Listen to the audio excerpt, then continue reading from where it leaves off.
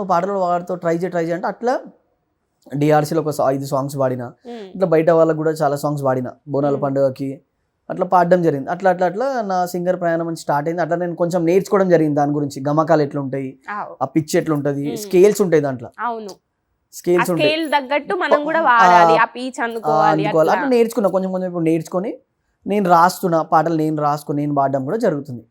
దాంట్లో నువ్వు పాటలు పాడడే కాదు కానీ రాసుడు కూడా, రైటింగ్ కూడా చేస్తామా. ఇప్పటికి ఎన్ని పాటలు రాసిండ్లన్న మీరు? నేనమ్మా రాసినమ్మా ఒక 16 సాంగ్స్ రాసి ఉంటా. పాడినవి అయితే ఒక ఈజీగా 40-46 సాంగ్స్ ఉన్నాయి. చాలానే ఉన్నాయి. అందులో ఎక్కువ బోనాల పాటలు ఉంటాయి. బోనాల పాటలు కూడా ఉన్నాయి, ఫోక్ సాంగ్స్ ఉన్నాయి, ఇవన్నీ ఉంటాయి. కొంచెం హైదరాబాదీ స్టైల్లో కూడా వాడతా నేను హిందీలో. అంటే కొన్ని సాంగ్స్ రాసుకున్నా, అవి కూడా రిలీజ్ కున్నాయి, అవి కూడా పాడడం జరుగుతుంటుంది. అంటే చాలా మందికి హిందీలో కూడా నేను పాడడం చూసిరు, ఇష్టం వాళ్ళకి. నేను ఒక సాంగ్ రాసిన, అది కూడా రిలీజ్ కాబోతుంది, అది కూడా నీకోసం చిన్న వాడతా హైదరాబాద్. నేను అదే అందాం అనుకున్నా, అరే మా ముచ్చట ఎక్కువ అవుతున్నది, జనాలకు కూడా బోర్ కొడుతుంది కదా, ఇంకొక పాట అందుకుంటే ఇంకా మన ముచ్చట్లు కూడా ఇంటారు వాళ్ళు, తృప్తి ఎందుతారాయే గట్లా. హైదరాబాద్ స్టైల్ అది రిలీజ్ కాలేదు, సాంగ్ రిలీజ్ కుంది, ఆల్రెడీ అయిపోయింది. హైదరాబాద్ కలా ఉండారే మేరా డశాలి బండారే, హైదరాబాద్ కలా ఉండారే मेरा डशाली बंडारे, चांद मीनार में पोट्टी को देखूं रे, देख के दिल हो गया तंडारे, देख के दिल हो गया తండారే. ఈ స్టైల్ హైదరాబాదీ స్టైల్, ఇది హైదరాబాద్ హిందీ స్టైల్. కానీ ఈ పాట వింటే నాకు ఒకటే యాదికొస్తుంది, భరతులల్లా మార్ మోగుతుంది అనిపిస్తుంది తెలుసా ఇట్లా. ఎందుకంటే భరతులల్లా కోరుకునేటి ఇటువంటి పాటలే, సిలం సాయి కట్ట కింద కాచిన సప్పుడు ఇందాక వాడింది కదా, ఈ పాట గాని ఇప్పుడు వాడిన పాట గాని షాన్నే ఉన్నాయి భరత్కు తగ్గట్టు పాటలు, కడుపులో దాచుకున్నట్టున్నావు.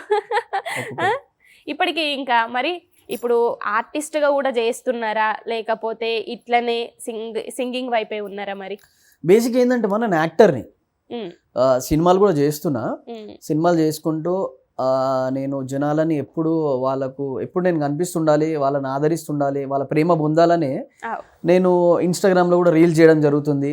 దాన్ని చాలామంది అభిమానించి ఆదరిస్తున్నారు నన్ను, అంటే గుండెకి అద్దుకుంటున్నారు, మా ఇంట్లో మంచి రాబోయి ఈ వ్యక్తి అనేలాగా నన్ను ఓన్ చేసుకుంటున్నారు. ఇవన్నీ చేస్తున్నా, సాంగ్స్ రాస్తున్నా, సాంగ్స్ పాడుతున్నా. ఇంకోటి ఏంటంటే నేను రైటింగ్ కూడా చేస్తామా, స్క్రీన్ రైటింగ్ చేస్తుంటే ఇప్పుడు ఎట్లయితే నేను ఇన్స్టాగ్రామ్ లో రాసుకొని ప్రజెంటేషన్ చేస్తాను కొన్ని క్యారెక్టర్స్, అట్లా నేను సినిమాలకు కూడా వర్క్ చేస్తున్నా. అంటే ఇటు పాటలు కాకుండా సినిమాలకు రాస్తారు మళ్ళీ? సినిమాలో కూడా రైటింగ్, స్క్రీన్ ప్లే రైటింగ్ రాస్తున్నా. అదే విధంగా మనకు డైలాగ్స్ కానివ్వండి, మన తెలంగాణ మాండలికం కానివ్వండి, మన బస్సీలలో ఎట్లా మాట్లాడుకుంటారు, మన ఊర్లలో ఎట్లా మాట్లాడుకుంటారు, అట్లా ఆ తెలుగు ఏదైతే ఉంటుందో ఆ స్పష్టత చూపిస్తున్నా. ఆ variations, because of variations, acting variations కావచ్చు, డైలాగ్ వేరియేషన్స్ కావచ్చు, అది కూడా రాసి ఆ క్యారెక్టర్ని ప్రజెంట్ చేస్తుంటా.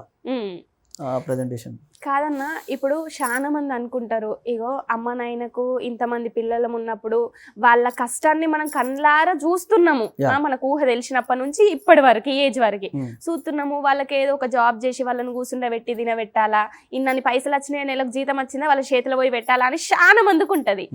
మరి నీ ప్రయాణం ఎట్లుంది? అమ్మ నాన్న వాళ్ళ సపోర్ట్ కానీ, ఇప్పుడు చెల్లన్నారు చెల్లె సపోర్ట్ కానీ, నీ లైఫ్ లో ఎట్లున్నదన్న? అమ్మ నాన్న సపోర్ట్ అంటే బేసికలీ అమ్మ నాన్న లేనిది మనం లేము. ఓకే, నేను ఒకటేం నమ్ముతా అంటే, నువ్వు పొద్దున్న లేచి ప్రతి గుడికి కొబ్బరికాయ పెట్టి దండం పెట్టే అవసరం లేదు.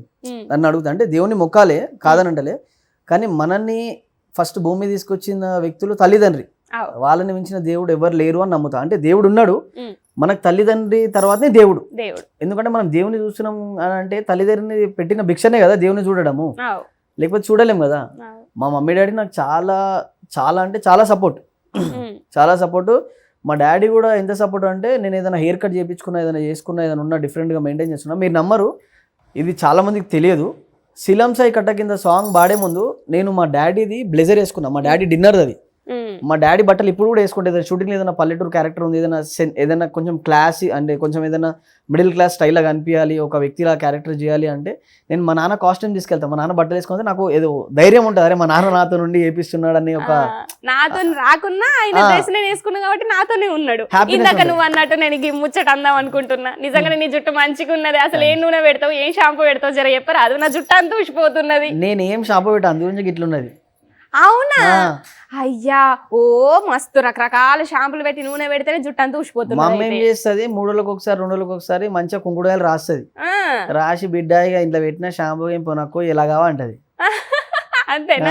అది అందుకే ఇట్లా పెట్టుకుంటా. దగదగ మెరుస్తుంది జుట్టు కూడా. ఇక్కడ అత్తినా అని చెప్పి మంచిగా మా అమ్మతోటి మంచిగా షాంపూ ఉంటది కదా, ఆ షాంపూ పెట్టుకొని మనకు నేచర్ నుంచి వచ్చేది కుంకుడుకాయలు అది పెడితే దంచి మంచిగా నీళ్ళల్లో వేసి ఆ నురుగు తీసి మంచిగా ఏ రాసినట్టు షాంపూ పనికిరాదు అనమాట. అంతేనా? అమ్మ అంటే చాలా ఇష్టం కదా. అమ్మంటే చాలా ఇష్టం, నాన్న కూడా చాలా ఇష్టం. వాళ్ళు 2 కళ్ళు. అంతేనా? ఏ కన్నుకి ఏమైనా కూడా కథం ఇక లైఫ్. అందు గురించి ఏ కన్నుకి ఏం కానిగా. అంతేనా? అట్లా జాగ్రత్తగా చూసుకుంటాం అన్నమాట. మరి ఇప్పుడు అమ్మ జోలు తీసిండు కాబట్టి అమ్మ మీద పాట పాడించుకోవాలి కదా మనం. అమ్మ మీద పాట అంటే అమ్మ అంటే నాకు కొంచెం మా స్టైలే వాడతా, నేను క్లాస్ కూడా వాడతా. నేను ఏం అనుకోలే పాట, నువ్వు అమ్మ గురించి అడుగుతాను ముందు తెలిసి ఒక పాట రెడీ చేసుకుని వస్తుంటే. అంతేనా? అమ్మనైనా కమ్మ పాట వింటే ఎంత మధురమో అంతనే వస్తుంది పాట. నాకు నేర్చుకొని రాలేదు చెప్పలే, నేను వాడితే తీయరాదు. మనసుకు కాదు మరువక్షణము ఏమో అన్న, మన తప్పులు వాడితే జనాలు మన అన్నట్టు ఎక్కువ వచ్చిందే వాడతా.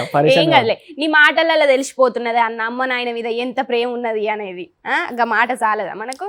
మా చెల్లె కూడా చాలా సపోర్టివ్, చాలా అంటే మీరు రీల్స్ చూసి ఉంటారు నావి, నా ఆపోజిట్ వాయిస్ వచ్చేది చాలా మంది నేను మిమిక్రీ చేస్తున్నా, 2 వాయిస్లు నేనే చేస్తున్నాను. నేను కూడా అదే అనుకున్నా, ఎందుకంటే ఎట్లాగో యాక్టింగ్ చేస్తున్నావు, అటు రాస్తున్నావు స్క్రిప్ట్ రైటర్ గా, గొంతు కూడా మళ్ళీ మార్చి మార్చి డైలాగులు చెప్తావా? నేను ఇంకొంచెం అయినాక నీ గురించి బయట పెడతావు, ఇప్పుడే నువ్వు కూడా బయట పెట్టకు. మా చెల్లె మాట్లాడుతుంటది opposite voice, it side voice నేను మాట్లాడుతుంటా. నేను నువ్వే అనుకుంటున్నా తెలుసా? మా చెల్లెనే చెల్లె కూడా చాలా సపోర్ట్ ఉంది, చాలా సపోర్ట్. ఇట్లా మరి నేను ఒక్కనే వచ్చిన కదా ఈ ఫీల్డ్ కి, చెల్లెని తీసుకురావద్దు, అమ్మ నాయనని కూడా ఎక్కువ చూపియద్దు, అట్లా ఏమన్నా పెట్టుకున్నావా మనసులా? అట్లా ఏం లేదు మా, బేసిక్ గా ఆ సందర్భం వచ్చినప్పుడు ఖచ్చితంగా నేను రివీల్ చేస్తా. అంటే నాకు బేసిక్ ఏంటంటే ఒక మంచి సందర్భంలో వాళ్ళని ఇంట్రడ్యూస్ చేయాలని ఇష్టం. ఏడబడతాడ మనం చూపించుకొని, అంటే అమ్మ నాయనకు ఎంత చేసినా తక్కువనే, తల్లిదండ్రులకి తోడబుట్టిన వాళ్ళకి ఎంత చేసినా తక్కువనే.